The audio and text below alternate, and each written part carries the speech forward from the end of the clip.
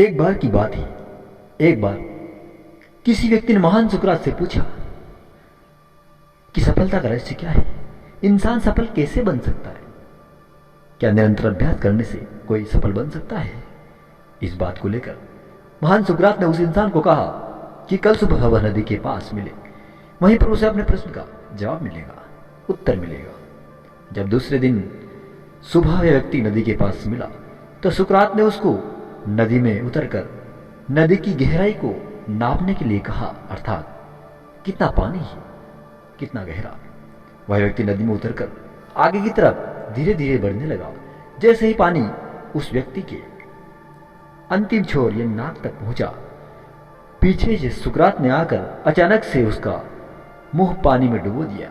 वह व्यक्ति बार बार निकलने के लिए झटपटाने लगा, कोशिश करने लगा, थर्राने लगा, लेकिन सुकरात थोड़े ज्यादा मजबूत थे तो सुकरात ने उसे काफी देर तक पानी में डुबोए रखा।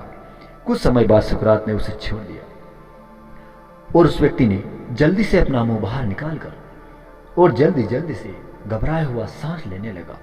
सुकरात ने उस व्यक्ति से पूछा, जब तुम पानी में थे तो तुम क्या चाहते थे? व्यक्ति ने कहा, जल्दी से मैं बाहर निकलना चाहता क्योंकि मैं घबरा रहा था। अगर जल्दी बाहर नहीं निकलता तो मैं मर जाता। सुकरात ने कहा, यही तुम्हारे प्रश्न का उत्तर है। जब तुम सफलता को उतनी ही तीव्र इच्छा से चाहोगे जितनी तीव्र इच्छा से तुम सांस लेना चाहते हो, तो तुम्हें सफलता निश्चित रूप से मिल जाएगी। तुम्हें सफल होने पर कोई नहीं रोक सकेगा। प्राचीन समय में गुरुकुल में रहकर बच्चे पढ़ा करते थे। बच्चे को शिक्षा ग्रहण करने के लिए गुरुकुल में भेजा जाता था। बच्चे गुरुकुल में रहकर आश्रम की देखभाल भी किया करते थे और अपना कार्य भी, अध्ययन भी किया करते थे। वरदराज को भी सभी की तरह गुरुकुल में भेज दिया गया। वहां आश्रम में अपने साथियों के साथ घुलने मिलने लगा, लेकिन वह पढ़ने में बहुत ही कमजोर था। गुरुजी की कोई भी बात उसके बहुत कम समझ में आती थी। इस कारण सभी के बीच वह उपहास का कारण बनता। उसके सारे साथी अगली कक्षा में चले गए, लेकिन वो आज भी आगे नहीं बढ़ पाया।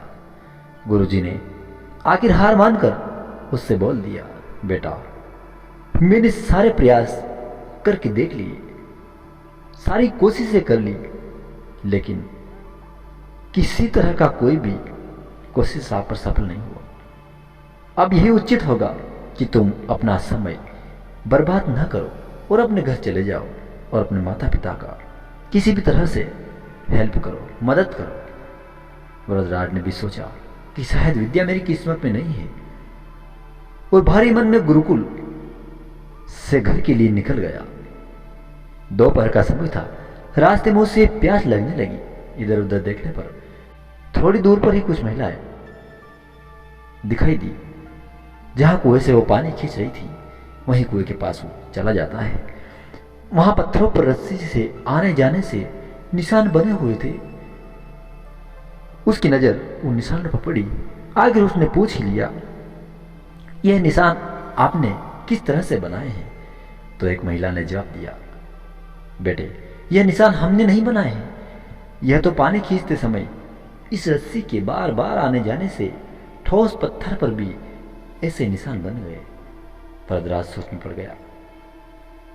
उसने विचार किया कि जब एक कोमल रस्सी के बार बार आने जाने से ठोस पत्थर पर इतने गहरे निशान पड़ सकते हैं, बन सकते हैं, तो आखिर में भी निरंतर अभ्यास करने के बाद क्यों नहीं सफल हो सकता, क्यों विद्या ग्रहण नहीं कर सकता। वरदराज ढेर सारे उत्साह के साथ वापस गुरुकुल आया और अथक कड़ी मेहनत की। गुरुजी ने भी खुश होकर भरपूर सहयोग किया। कुछ ही साल बाद वही मंद बुद्धि वरदराज आगे चलकर संस्कृत व्याकरण का महान विद्वान पंडित बना। दोस्तों, अभ्यास की शक्ति का तो कहना ही क्या है। वो कहते हैं ना, कृत कृत अभ्यास के जड़मति होत सुजान, रसरी आवत जाते सिल पर प्रत निशान। अर्थात किसी भी कार्य को बार बार रखने पर वह कार्य एकदम सरल बन जाता है। हमेशा किस्मत के भरोसे कभी मत बैठना। अगर किस्मत के भरोसे रहोगे तो आखिर में आपको पछतावे के सिवा और कुछ हाथ नहीं लगने वाला है। इसीलिए अभ्यास के साथ धैर्य, परिश्रम, लगन और विश्वास मन में रख करके अपनी मंजिल को पाने के लिए जुट जाइए, आज ही से लग जाइए। मित्रों, आज की कहानी को हम यहीं भी विराम देते हैं। मिलेंगे नेक्स्ट कहानी के साथ। तब तक के लिए आप सभी को जय हिंद, वंदे मातरम, जय श्री राधे कृष्णा।